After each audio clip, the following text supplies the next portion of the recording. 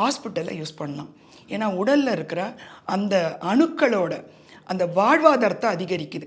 ஏன்னா பிரமிடுக்கு அடியில் ஒரு தக்காளி வச்சா கூட அதனோட ஆயுள் அதிகரிக்கப்படுது.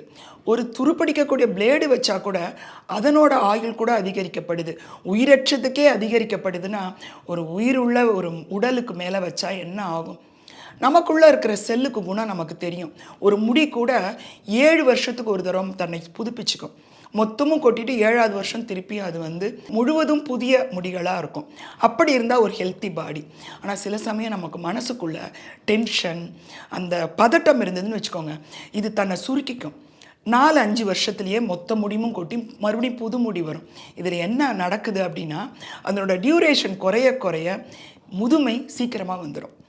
அதே போல் நம்ம உடம்புல இருக்கிற செல்லும் இந்த குறிப்பிட்ட டைமில் இறந்து மொத்த செல்களும் புதுப்பிக்கப்படணும். ஆனால் நம்ம பிரமிடுக்கு அடியில் இருக்கும்போது என்ன நடக்குது அப்படின்னா, ஒவ்வொரு செல்லோட வாழ்வாதாரமும் அதிகரிக்கப்படுது, ரீஜினுவேட் ஆகுது. அதனால் என்ன நடக்குது? நமக்கு ஆரோக்கியம் கிடைக்குது. அதோட நமக்கு ரொம்ப தேவையான இளமை கூட கிடைக்குது. முதுமையை தள்ளி போட முடியுது. இதனால் ஹாஸ்பிட்டலில் இருக்கிறவங்களுக்கு எவ்வளோ நல்ல விஷயம். ஸ்கூல்ஸில் உபயோகிக்கலாம்.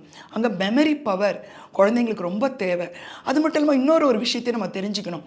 எது தேவையோ அதை மட்டும் அதிகரிக்குது, தேவையில்லாத விளக்கக்கூடியது கூட இருக்குது.